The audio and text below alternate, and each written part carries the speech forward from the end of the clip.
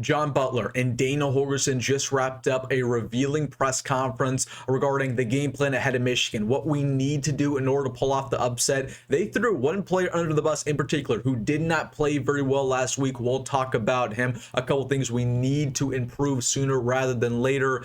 And then we'll have a conversation about TJ Lateef. The hype is growing. Dana Holgorsen addressed that specifically, along with a couple other recruiting nuggets. A 4-star wide receiver commit who could be on flip watch. We'll talk about him. A 4-star defensive line target we're getting back in the game for. You probably already know who that is. And then last but not least, a couple other nuggets. A tradition that's coming back on Saturday. A celebrity potentially walking us out.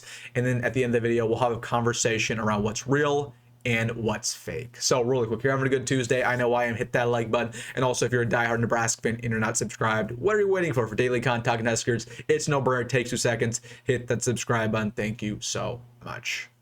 But without further ado, we have a lot to talk about. Want to get things started with the press conferences today, and then we'll get to the recruiting nuggets, the traditions coming back on Saturday, the celebrity, and then the conversation at the end of the video. But let's start things off with Dana, because we know that he's very honest and he's a perfectionist. So despite us putting up 60 points last week, despite us putting up 60 the week before against Akron, he's always trying to get better, and he understands our offense has not been good enough. It's very far from it. First thing he said, he kind of threw a player under the bus. And this is my favorite part about Dana. He is so honest, maybe to a fault.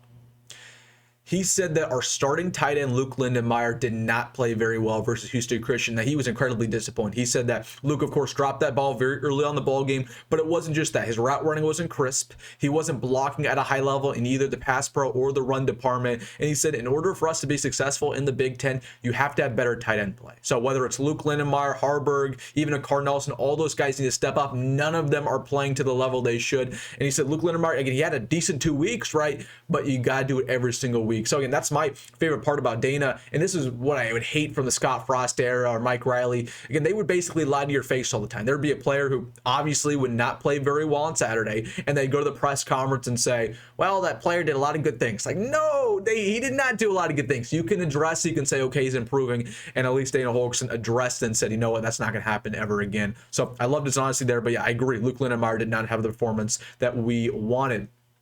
Second thing that he said, we can't waste plays anymore. And we wasted way too many against Houston Christian and against Akron. We're just not a very efficient offense right now. Despite us, again, putting up 60 points against inferior opponents, you go to our 3rd down efficiency, 4th down efficiency, and red zone efficiency. It's all not even top 10 in the Big Ten, right? It's not good enough, right? And he goes back to a couple of plays in particular.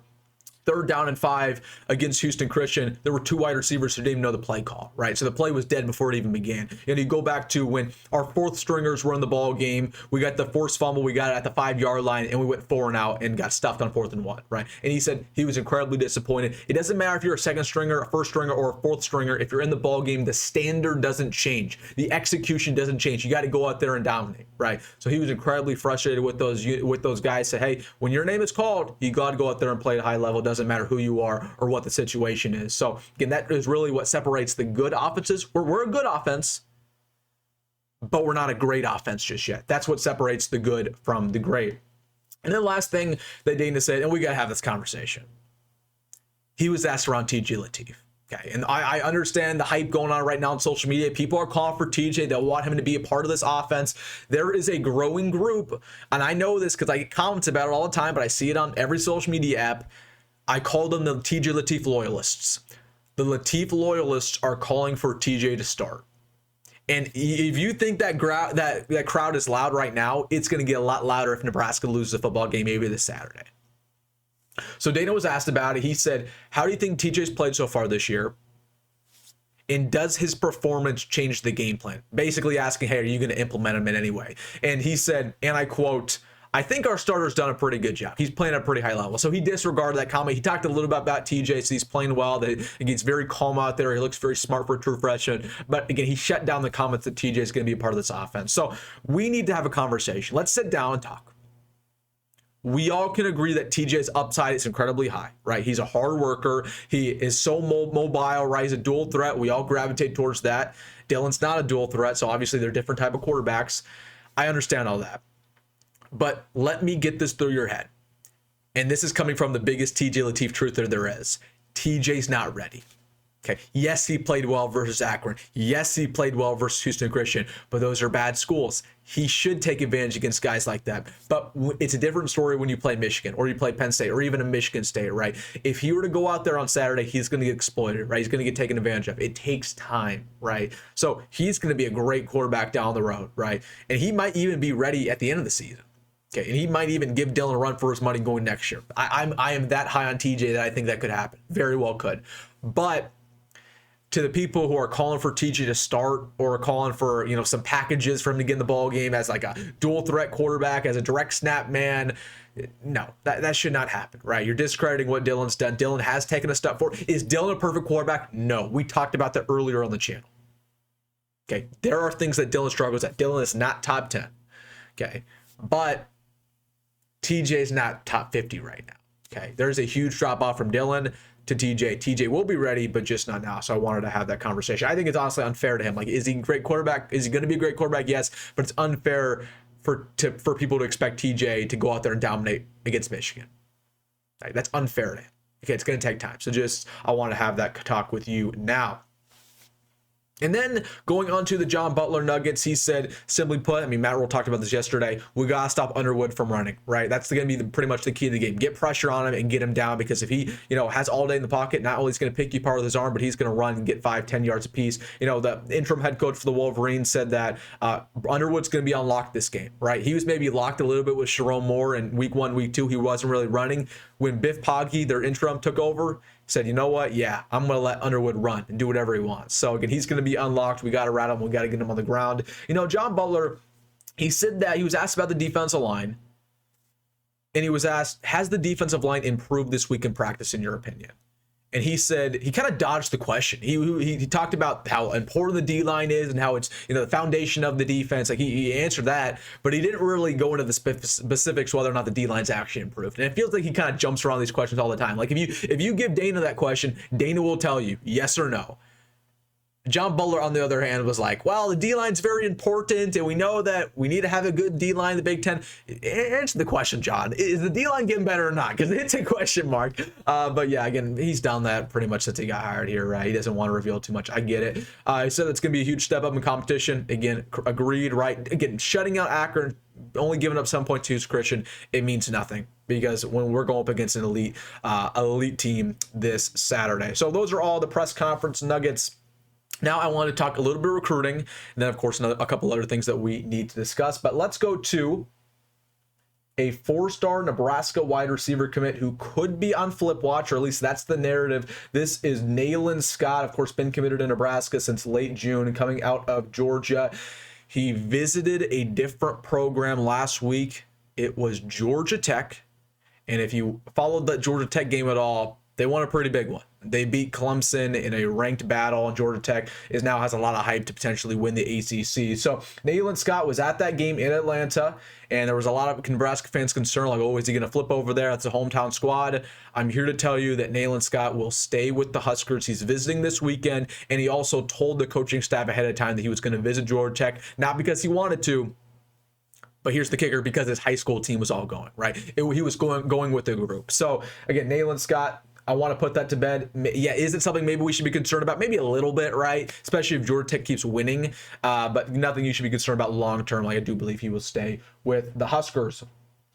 Also, should be mentioned, there was an article that came out yesterday around Titan Davis. We're very familiar with this name. Nebraska wanted him very badly, ended up committing to Michigan. But there was an article that was released that said Titan Davis is still hearing calls from Penn State, from USC, from Alabama, and also Nebraska trying to flip him. So I told you guys when he committed to Michigan, like, Nebraska's not going to give up here, right? They're just not, right? They're going to try to get him here. They're trying to get him on visits. So despite he won't be visiting this weekend, Nebraska has not gotten back into it to get him back to Lincoln. But I'm telling you, if Nebraska somehow does pull off this victory, he's going to be watching at home. And he's going to start changing his mind a little bit, right? Especially if the seat starts to get a little bit hot for Sharon Moore. So Titan Davis, just want to say that it is definitely still alive. Definitely still a chance Nebraska to flip him. It's a little bit harder to flip a guy like Valancioni, but Titan Davis, definitely a shot. And then a couple other things I want to get into. The balloons will return on Saturday. Love that. I love that we're bringing this tradition back again. They're only doing it for like basically one game a year. We did it for Colorado last year, doing it for Michigan this year. I wish we could do it for every single game. I'm not gonna lie. I remember they took it away in 2020 because they said the helium shortage. Okay, like that really, the helium shortage. Are we still dealing with the helium shortage? I'm not an expert on helium, but there's no way that's still going on. Let's bring it back. I know people are all about the environment nowadays. That's cool, but this is a great tradition. So anyways, I'm glad they're bringing it back for one game, at least one. Just give us one, and that's exactly what they're doing. And also want to report this. Of course, Budd Crawford won his fight on Saturday against Canelo. I honestly thought Canelo was going to win, so I'm very happy with my man Budd Crawford putting on for Omaha. The 402 got the victory, but again, I heard about 2 weeks ago at this point that if Budd Crawford were to win that fight, the expectation that he was going to walk out Nebraska versus Michigan. So he did win. So expect Budd Crawford to walk us out during the tunnel walk like he did last year. So again, that's the expectation. That's what I heard a couple weeks ago, that if he were to win, that would happen. And I think that's exactly what's going to happen. So again, watch out for Budd Crawford walking out of the team this Saturday. And then last but not least, I want to have a conversation with you about what's real about this team and what's fake. Because we've played 3 games so far this season, and we've learned a lot. Okay, but we've played 2 of those games have been against pretty terrible teams. And one of them was a very close game where we made a lot of mistakes that probably won't happen again. So there's a lot that we've learned that is real about this team, that is a real judgment, and other stuff that we've seen that probably is fake and won't show up the rest of the year. Let's have a conversation. What's real about this team? Let's start off with that. I believe what's real is the offensive line is legit. It's proven that it's a top 20 unit in the Big Ten. It's the most improved unit on our team. I believe that Emmett Johnson has proven and is real that he is a top 10 running back in the conference. I believe it is proven and it is real that this defensive line is in massive trouble, right? That's not fake. That's real. The D-line is in trouble. The D-line could be what hurts us this entire year, where again, I wasn't going crazy after the D-line performed terribly against Cincinnati. Like, it was one game. My thing is, if the D-line starts to struggle against Akron and Houston Christian, I would start to wave the white flag. And they did struggle, right? It got a little bit better, right? It was better against Houston Christian, but we still had trouble stopping the run. We definitely had trouble getting the quarterback. So I'd say the D-line trouble is definitely real. But as for the things that are fake, what's fake about this team? What are some narratives out there that are fake? Number one, I think all the narratives that this offense is elite and maybe top 10, I do think that's fake, right? I mean, I've seen some statistics, like ESPN has us ranked, I believe, as a sixth best offense in America right now. That's fake. We have not played very good defenses just yet, right? Again, we played Houston Christian and Akron, for crying out loud, okay? So this offense, I do believe it's top 40, top 30, but if we're talking about this offense being a barn burner and putting up 35 a game, it's just not what's going to happen, specifically in the Big Ten. The reason why it's not going to happen, number one, I don't think our running back depth maybe is good enough. And also, I still need to believe that Dylan Raiola has taken that jump to be the top 10 quarterback. But again, I've seen some narratives like, oh, Nebraska's offense is going to be top 5. Like, come on. We have not proven that yet against a real opponent.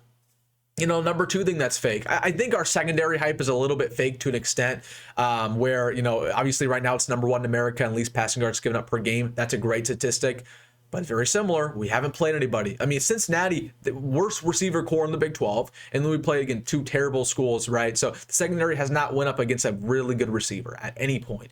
I don't believe they went up against a receiver who's ever had 500 yards in the season. That's crazy to me, right? So, except for one guy, there was one at Houston Christian who did, but he transferred in from us, Lindenmeyer, I think it was, or Lindenwood.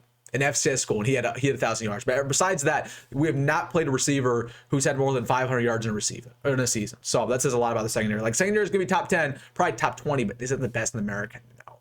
And also, what I do think is fake, the linebackers. I think the linebackers have struggled to a certain extent, whether it's Marcus Watson-Trent, Budddd, Wright, even Dasama Kola. Like, the Dasama Kola hype's a little bit crazy to me. People are hyping him up like he's the best transfer on this team. Like, Dasama struggled. He's only had 1 sack this season, barely got pressure. But with that being said, the reason why I say the linebacker struggling is fake is because I believe they're going to figure it out pretty quickly. Marquez Watson-Trent is too talented and too strong of a linebacker to have a poor season, right? Dasama Kola is too naturally gifted to have a bad season. You know, Vinton Shavers, he hasn't been healthy this entire year until pretty much now, right? Budddd, Wright, same deal. So I think the linebacker's going to turn around. So I would say that is fake. And also, I know we've all seen the statistic I talked about yesterday, the special teams being number 1 in America, according to Pro Football Focus. Yeah, our special teams probably isn't number one. Pro Football Focus has some errors, right? Especially in the special teams department. Nonetheless, I know some people love to treat it like gospel. It's definitely not. Again, we haven't played anybody. It's the same excuse, right? Yes, our punting situations may be fixed, right? King situation looks fixed. You never know. Return situation looks good, but obviously there are still some errors, right? With tackling the opposing return man. Obviously the kickoff issue, a couple others in there. So again, that's probably fake. Like, we have a good special team. Is it number one? No, right? It definitely isn't. And it should be noted, like when we go and play Big Ten squads, they're going to try to block that kick every single time. So we got to prove that we can stop it. All right, guys, let me know your thoughts down below of everything. Have a good Tuesday. Go Grad, go Met Roll, and I'll see you in the next one.